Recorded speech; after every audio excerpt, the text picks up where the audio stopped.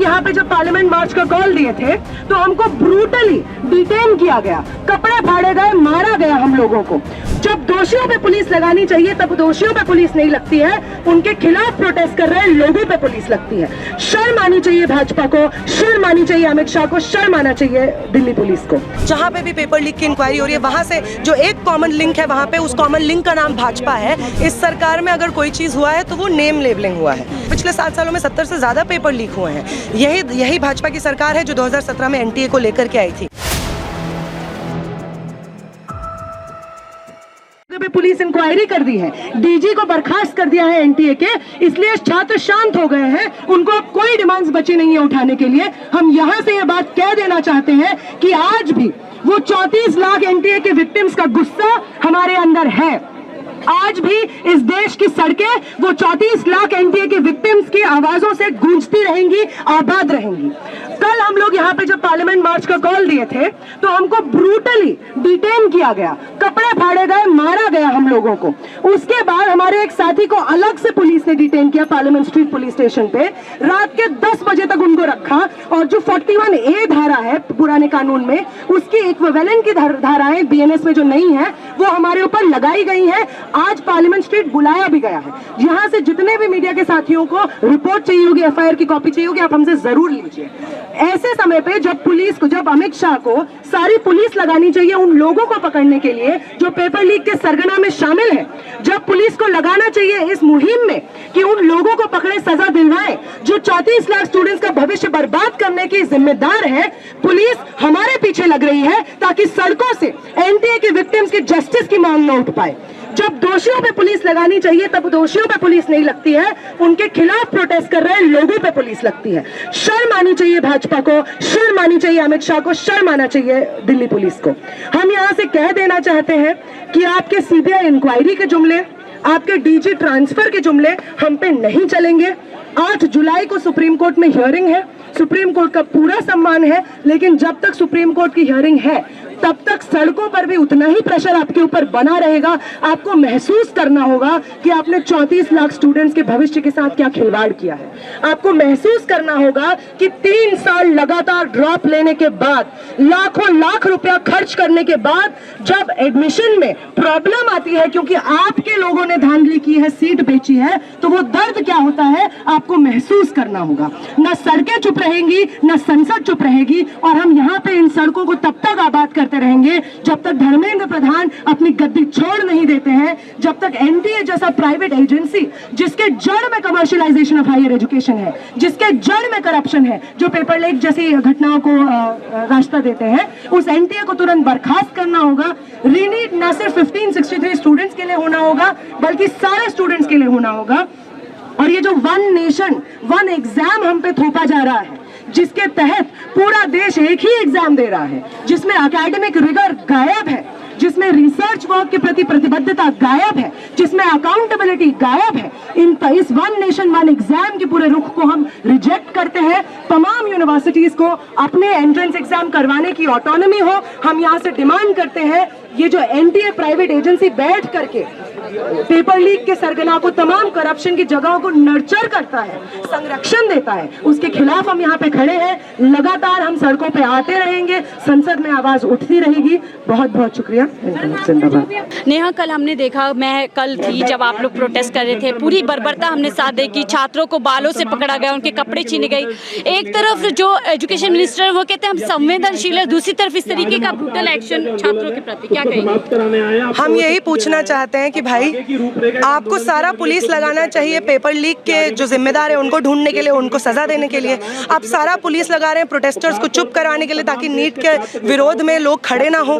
हम आपसे पूछना चाहेंगे कि आप किसका संरक्षण कर रहे हैं? आप धर्मेंद्र प्रधान को बचा रहे हैं? आप वो तमाम लोग बिहार, राजस्थान, झारखंड, हरियाणा जहां पे भी पेपर लीक की इंक्वायरी हो रही है वहां से जो एक कॉमन लिंक है, वहां पे उस कॉमन लिंक का नाम भाजपा है। जो पेपर लीक के सरगना में शामिल है वो आपके संगठन के साथ, आपके पॉलिटिकल पार्टी भाजपा के साथ में जुड़ा हुआ है, क्यों आप उनको बर्खास्त नहीं कर रहे हैं? उनको बचाना आप चाह रहे हैं। आप क्या समझते हैं कि यहाँ पे जो 34 लाख स्टूडेंट्स हैं पूरे देश भर में, जो आपसे त्रस्त हो चुके हैं, धर्मेंद्र प्रधान से त्रस्त हो चुके हैं, वो आपको जाने देंगे? हम आपकी सारी चाल समझते हैं, हम आपके सारे जुमले समझते हैं, और हम यहाँ से आपको कह देना चाहते हैं कि जैसे 3 कृषि कानून वापस हुए थे, जैसे आप मजबूर हो गए थे सीए नहीं लगाने के लिए, हम आपको मजबूर करेंगे एनटीए को रद्द करने के लिए, हम आपको मजबूर करेंगे धर्मेंद्र प्रधान का रेजिग्नेशन देने के लिए। नेहा, क्या लगता है, क्या इसी तमाम जो आप बता रहे हैं कि भाजपा इसमें जुड़ी है, इसी के चलते क्या सदन में चर्चा से भाग रही है सरकार? एकदम, जब भी ऑपोजिशन नीट के बारे में बात उठाना चाहती है, एनटीए की धांधली के बारे में बात उठाना चाहती है, माइक बंद कर दिए जा रहे हैं। वो तमाम लोग, लेटर भी लिखा राहुल गांधी ने, तो जो लीडर ऑफ ऑपोजिशन है, ऑपोजिशन के नेता हैं, वो उन्होंने लेटर लिखा है, एक उनके कान पे तो जूं नहीं रेंग रही है, उनको कोई फर्क नहीं पड़ रहा है। ऐसे तमाम लोग जो इस तरीके की चीज़ें करने में हैं और जो समझ नहीं रहे हैं, हम उनको ये कहना चाहते हैं कि देखिए, बहुत अच्छी बात है कि सुप्रीम कोर्ट एक हियरिंग हो रहा है 8 जुलाई को, हम उसके समर्थन में, हम सुप्रीम कोर्ट से उम्मीद करते हैं कि वो हमें न्याय दिलवाने का काम करेंगे, लेकिन इन सब चीज़ों के बावजूद सड़कें चुप नहीं होनी चाहिए। सुप्रीम कोर्ट को मालूम होना चाहिए कि वो ये सिर्फ उन पेटिशनर्स की बात नहीं है जिन्होंने केस दर्ज किया है, ये 34 लाख स्टूडेंट्स की बात है जिनका फ्यूचर आप दाव पे है, जिनके फ्यूचर आप डिसाइड करेंगे अपनी हियरिंग से। तो आप ये समझ करके, ये जान करके अपना डिसीजन दीजिए। राहुल गांधी भी यही कहते हैं कि आपने 7 साल के अंदर 70 पेपर लीक करे और हम सिर्फ 1 दिन मांग रहे हैं ताकि इस मामले पे चर्चा हो सके। जी बिल्कुल सही बात बोल रहे हैं। पिछले 7 सालों में 70 से ज़्यादा पेपर लीक हुए हैं। यही भाजपा की सरकार है जो 2017 में एनटीए को लेकर के आई थी।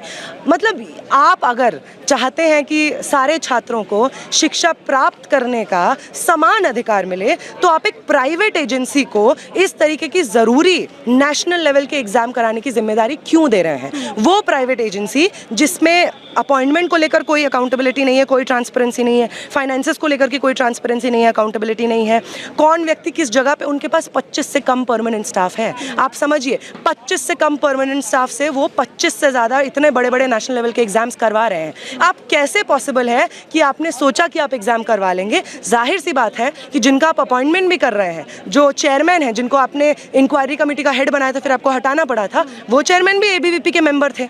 आप अपने लोगों को वहाँ पे बिठा रहे हैं ताकि आपके लोगों का फायदा होता रहे, आप अपने आपस में दोस्तों में सीटें बेच सकें, पैसा का आप शिक्षा को बाजार में उतारना चाहते हैं, और बाजार में उन्हीं लोगों को फायदा होता है जिनकी जेब में पैसा है। उन तमाम गरीब गांव से आने वाले, ग्रामीण इलाकों से आने वाले स्टूडेंट्स का क्या, उन महिलाओं का क्या, उन दलित आदिवासी स्टूडेंट्स का क्या, जो यूनिवर्सिटीज़ तक पहुंचने के लिए आज भी संघर्ष कर रहे हैं? उनके पास तो पैसा नहीं है सीटें खरीदने का। तो क्या आज फिर से हम वही करेंगे कि जिसके पास पैसा है उसके पास शिक्षा होगी और बाकी लोग घर बैठेंगे? नेहा, कल हमने जो एक्शन देखा, उस एक्शन पे क्या कहेंगे? और साथ ही मैंने एक सवाल वहाँ पर सुना, जब मैंने पुलिस वालों से सवाल किया कि आखिर इतनी बर्बरता छात्रों के ऊपर क्यों, आप ठीक से भी टैकल कर सकते हैं, तो उन्होंने ये कहा कि ये छात्र हैं। यानी वही सवाल जो किसानों पे उठा कि ये किसान नहीं है, वही सवाल जो जवानों पे उठा और अब छात्रों पे। तो कैसे देखते हैं इस सवाल को? मतलब तमाम अलग अलग लोगों को बहुत सारा नेम लेबलिंग हो रहा है। इस सरकार में अगर कोई चीज़ हुआ है तो वो नेम लेबलिंग हुआ है। आप मतलब अलग अलग, जो इलाहाबाद को आपने प्रयागराज कर दिया, ये एक तरह का नेम लेबलिंग है। दूसरे तरीके का नेम लेबलिंग है, आपने नए नए इजाद किए हैं। अर्बन नक्सल, नया शब्द आप इजाद कर रहे हैं। जो भी किसान आपके खिलाफ बोल रहा है खालिस्तानी, आपने जितने नाम इजाद किए हैं उन सब में कॉमन स्ट्रिंग ये है कि जो व्यक्ति आपके पॉलिटिक्स को, आपके डिसीजंस, आपके पॉलिसीज को क्रिटिसाइज करता है, आप उनको नाम दे देते हैं। तो हम तमाम लोग जिनको आपने नामों से नवाजा है, हम गर्व करते हैं कि आज हम लोग इस देश के संविधान और लोकतंत्र के बचाव में आपके सामने खड़े हैं। आपके तमाम नाम, चाहे वो आप हमें एंटी नेशनल बोलिए, टुकड़े टुकड़े गैंग बोलिए, आपके तमाम झूठे नाम हम स्वीकार करते हैं। छात्रों को सुना, सुप्रीम कोर्ट में 8 तारीख को हियरिंग है जिसका इंतजार यहाँ पर छात्र कर रहे हैं, लेकिन इस बीच छात्रों ने साफ कर दिया है कि हम कानून का सम्मान करते हैं, न्यायालय का सम्मान करते हैं, लेकिन जिस तरीके से 3 कानून के खिलाफ किसान लगातार सड़कों पर बने रहे, उसी तरीके से छात्र इस पूरे पेपर लीक के व्यवस्था के खिलाफ सड़कों पर लगातार अपनी आवाज़ को उठाते रहेंगे। फिलहाल के लिए मुझे दीजिए इजाज़त। आप देख रहे थे 4 PM दिल्ली।